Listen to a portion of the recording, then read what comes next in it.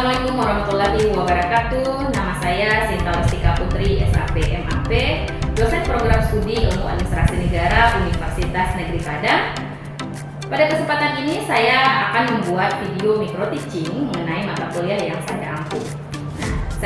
Kemudian saya ajukan dalam kegiatan sertifikasi dosen, yaitu mata kuliah perilaku organisasi. Mata kuliah ini merupakan mata kuliah wajib program studi Ilmu Administrasi Negara dengan bobot 3 SKS. Adapun capaian pembelajaran prodi yang dibebankan pada mata kuliah atau CPL, yang pertama yaitu memiliki karakteristik yang baik atau karakter yang baik, religius, semangat nasionalisme, serta jiwa entrepreneur dengan memperhatikan norma etika yang berlaku dalam segala aktivitas dan pekerjaan profesional yang disebut dengan karakteristik karakter building. Kemudian CPL yang kedua menguasai konsep teoritis administrasi, organisasi, birokrasi, kebijakan publik, pelayanan publik, organisasi publik, keuangan negara, reformasi administrasi dan governansi publik. CPL yang ketiga mampu memimpin organisasi publik. Dan yang keempat mampu untuk berpikir logis, kritis, inovatif dalam mengidentifikasi serta memberikan solusi terhadap permasalahan yang sesuai dengan bidang keilmuan dan penguasaan teknologi. Capaian pembelajaran mata kuliah perilaku organisasi yang pertama, mahasiswa mampu menjelaskan konsep dasar perilaku, model-model perilaku, perilaku individu, pengaruh persepsi yang dimiliki individu, anggota organisasi, nilai, sikap individu dalam organisasi, serta pengaruhnya dalam organisasi. CPMK yang kedua, mahasiswa mampu menjelaskan motivasi kerja individu, pengaruh perilaku kelompok, pengaruh komunikasi, pengaruh kekuatan dan politik, konflik-konflik yang mungkin muncul, dan stres kerja dalam organisasi. Adapun sub CPMK dari mata kuliah ini yang pertama, sub CPMK 1, mahasiswa mampu menjelaskan konsep dasar perilaku organisasi. Sub CPMK 2, mahasiswa mampu menjelaskan model-model perilaku organisasi. Sub CPMK 3, mahasiswa mampu menganalisis perilaku individu dalam organisasi. Selanjutnya mampu menganalisis pengaruh persepsi yang dimiliki individu, anggota organisasi terhadap perilaku organisasi. Selanjutnya mahasiswa mampu menganalisis nilai, sikap individu dalam organisasi, serta pengaruhnya terhadap organisasi.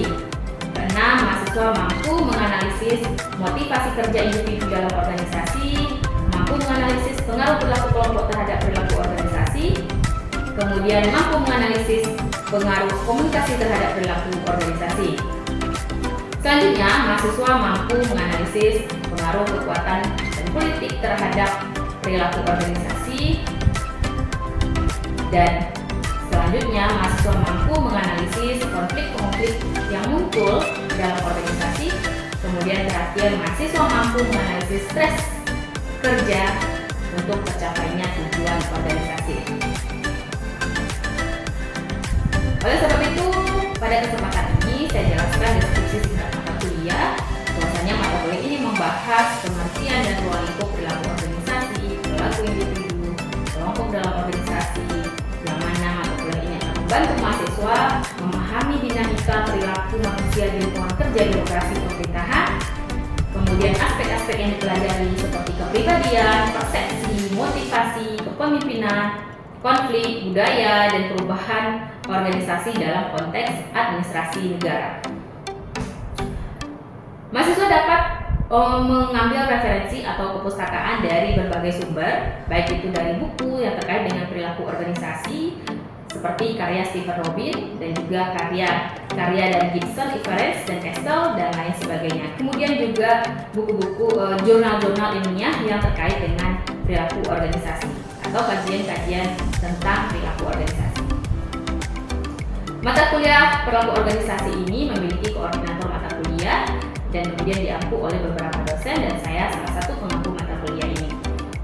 Mata kuliah ini tidak memiliki prasyarat, kemudian media pembelajaran dalam mata kuliah berupa PowerPoint, video pembelajaran, learning management system, Smile UMP, kemudian LCD dan whiteboard. Nah, penjelasan selanjutnya yaitu penjelasan dari masing-masing sub CPMK. Sub CPMK yang pertama yaitu mahasiswa mampu menjelaskan konsep dasar perilaku organisasi. Indikatornya adalah ketepatan dalam menjelaskan konsep dasar perilaku organisasi. Bentuk dan kriteria penilaian yaitu berupa nilai ringkasan, pre-assessing, dan kriteria PAP. Kemudian perkuliahan bisa dilakukan secara luring dan juga daring. Luring yaitu tatap muka di kelas, melakukan case method, analisis kasus, diskusi kelompok, baik itu klasikal. Kemudian secara daring melalui LMS UMP atau Smile UMP dengan cara mengisi presensi, mempelajari PEM, mengunggah ringkasan PEM dan hasil analisis kasus. Kemudian sub CPMK kedua itu pada pertemuan 2 dan 3 mahasiswa mampu menjelaskan model perilaku organisasi. Model-model perilaku organisasi yang terdiri dari pertama, ketepatan dalam menjelaskan model-model perilaku organisasi.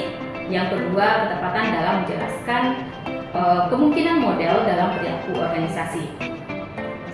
Kriteria penilaian non-tes, ringkasan pre-existing material PEM juga masih.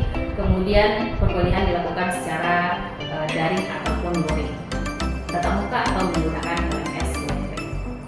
Kemudian penjelasan untuk sub CPMK 3 pada pertemuan 4 sampai 5. Indikator ketepatan dalam menganalisis perilaku individu dalam organisasi dalam bentuk penilaian tes, ringkasan, kuis, studi kasus, dan analisis kasus. Selanjutnya sub CPMK keempat, mahasiswa mampu menganalisis pengaruh persepsi yang dimiliki individu anggota organisasi terhadap perilaku organisasi. Ini pada minggu ke-6 dan ke-7, di mana indikatornya adalah ketepatan dalam menganalisis pengaruh persepsi yang dimiliki individu anggota organisasi terhadap perilaku organisasi. Kriteria PAP dan juga non-tes, ringkasan pre-existing material, dan laporan analisis kasus. Dan kemudian bisa dilakukan secara daring dengan LMS UMP dan juga tatap muka di dalam kelas. Di minggu ke-8 kita berjumpa dengan ujian tengah semester. Di pertemuan 9 sub CPMK kelima, mahasiswa mampu menganalisis nilai sikap individu dalam organisasi serta pengaruhnya terhadap organisasi. Indikatornya ketepatan dalam menganalisis nilai sikap individu dalam organisasi serta pengaruhnya terhadap organisasi. Sub CPMK 6, mahasiswa mampu menganalisis motivasi kerja individu dalam organisasi. Indikatornya ketepatan dalam menganalisis motivasi kerja individu dalam organisasi. Sub CPMK 7, mahasiswa mampu menganalisis pengaruh perilaku kelompok terhadap perilaku organisasi di pertemuan 11. Indikatornya ketepatan dalam menganalisis perilaku kelompok terhadap perilaku organisasi. Sub CPMK 8, mahasiswa mampu menganalisis pengaruh komunikasi terhadap perilaku organisasi pada pertemuan ke-12. Indikatornya ketepatan dalam menganalisis pengaruh komunikasi terhadap perilaku organisasi. Pertemuan bisa dilakukan secara sinkronus dan asinkronus. Sub CPMK 9, mahasiswa mampu menganalisis pengaruh kekuatan dan juga politik terhadap perilaku organisasi. Indikatornya adalah ketepatan dalam menganalisis pengaruh kekuatan dan politik terhadap perilaku organisasi. Sub CPMK 10, mahasiswa mampu menganalisis konflik-konflik yang mungkin saja muncul dalam organisasi. Indikatornya adalah ketepatan dalam menganalisis konflik-konflik yang mungkin muncul dalam organisasi. Dan yang terakhir sub CPMK 11 di pertemuan 15, mahasiswa mampu menganalisis stres kerja untuk tercapainya tujuan organisasi. Indikatornya adalah ketepatan dalam menganalisis stres kerja untuk tercapainya tujuan organisasi. Dan yang pertemuan 16 adalah ujian akhir semester. Dalam 16 pertemuan ini terdapat 14 pertemuan materi dan 2 pertemuan ujian, yaitu ujian tengah semester dan ujian akhir semester. Pada kesempatan ini saya akan menjelaskan kriteria penilaian dalam pembelajaran. Yang pertama, aspek penilaian ujian tengah semester itu adalah 15%. Untuk ujian akhir semester itu 20%, kemudian tugas 10%, kuis 5%, sedangkan case method atau project based learning itu adalah 50% dari, sehingga total semua penilaian adalah 100%.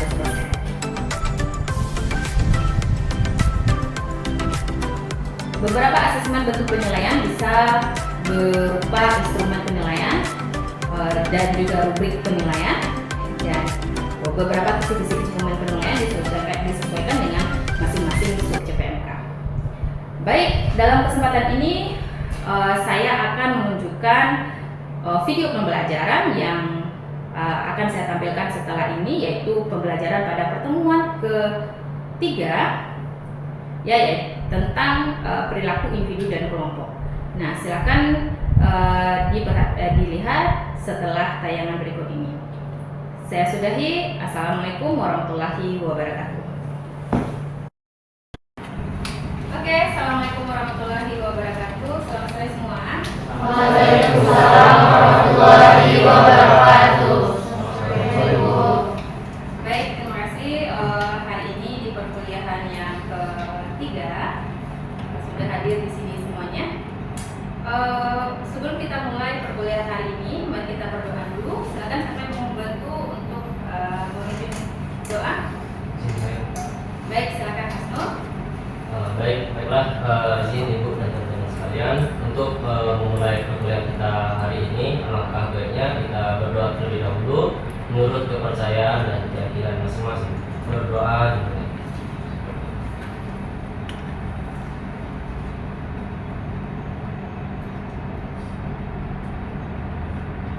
Berdoa. Oke, terima kasih Mas Nur.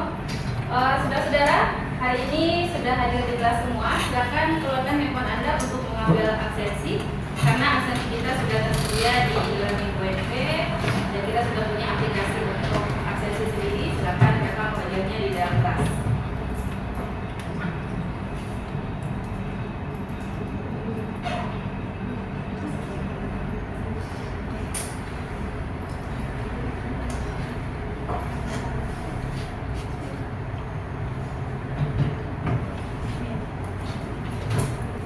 Ibu cek dulu.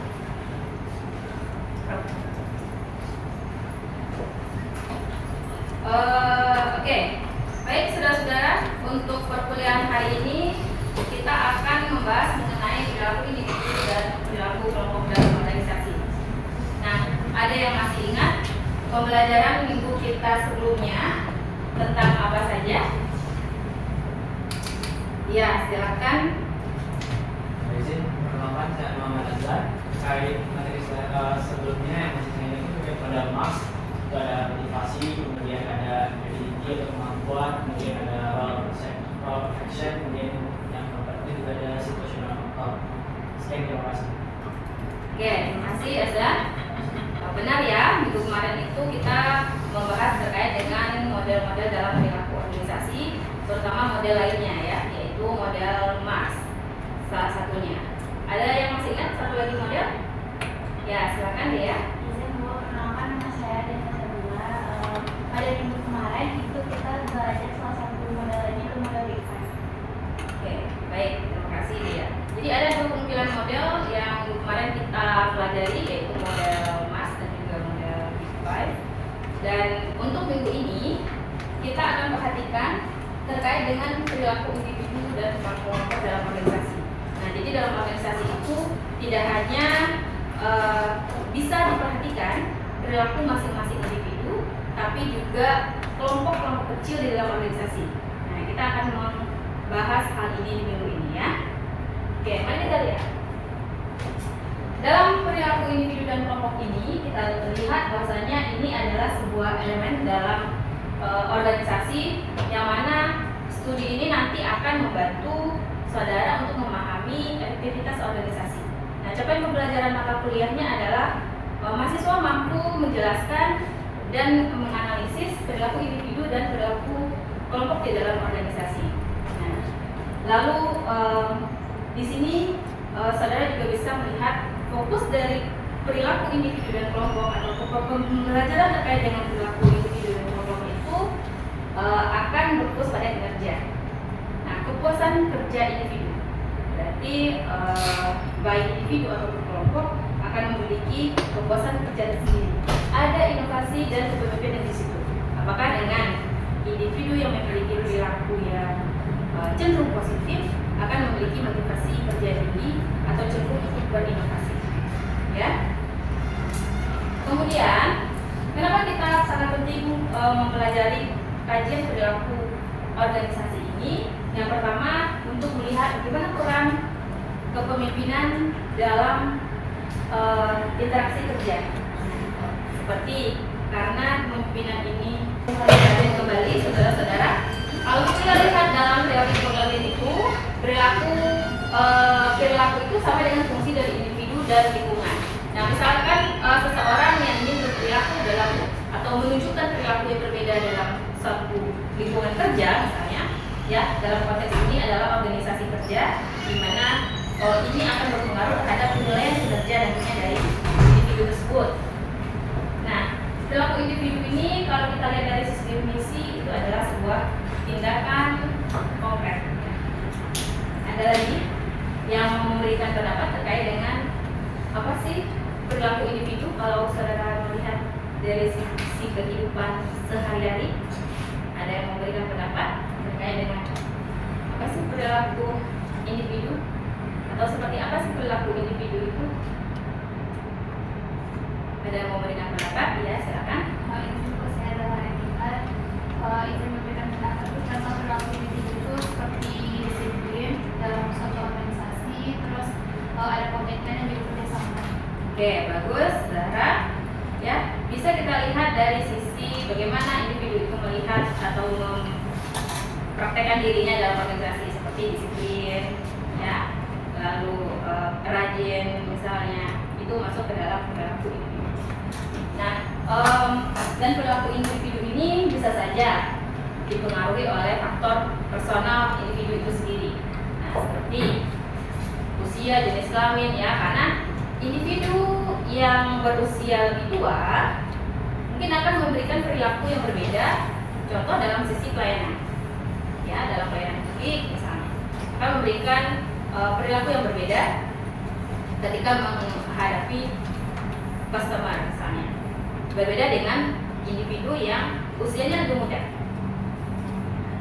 Bisa jadi dari sisi kesabaran, mungkin yang tua lebih sabar, ya, atau dari sisi gercep, ya, gerak cepat, itu biasanya muda lebih gercep. Nah, misalnya seperti itu. Nah, kemudian dari sisi faktor psikologis, seseorang melihat atau berperilaku itu sesuai dengan suasana hati, ya, persepsinya seperti apa terhadap organisasi yang dimasuki, kemudian motivasi apa yang dibawanya ke dalam organisasi. Contoh, ada yang jadi anggota organisasi di sini. Ada apa motivasi kamu untuk masuk organisasi? Ya, izin kalau pernah saya di organisasi sendiri, saya masuk ke organisasi itu dipengaruhi oleh minat dan juga keinginan untuk berinteraksi. Oke, bagus, ya. Jadi memang motivasi itu menjadi sebuah pendorong, ya.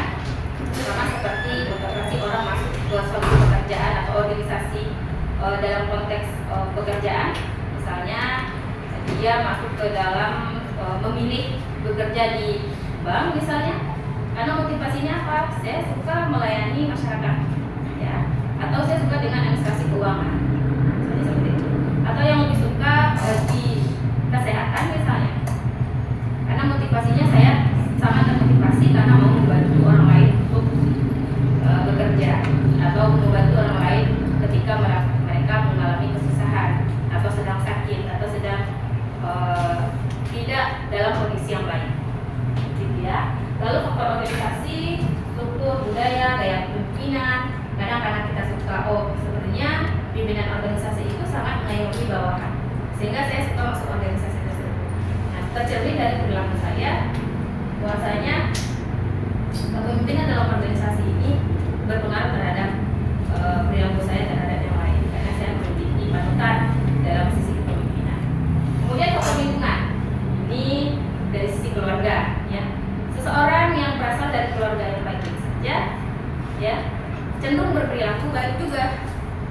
Nah, begitu juga sebaliknya, karena itu akan dibawa dari faktor lingkungan keluarga, masyarakat, dan juga teknologi. Contoh dari sisi teknologi, ada yang mencontohkan perilaku individu dari sisi teknologi? Mungkin izin buat dia dari Nanti, ya. sering buka sosial media, scroll TikTok, jadi kita terpengaruh terhadap pola pikir yang ada di internet tersebut. Ya, bagus Dian ya. Betul sekali, karena teknologi berpengaruh terhadap perilaku kita. Saya suka TikTok misalnya. Bisa jadi dalam perilaku kegiatan sehari-hari saya sering sukanya yang cepat.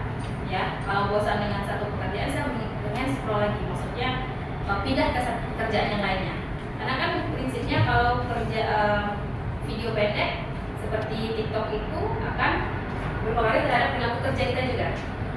Gitu.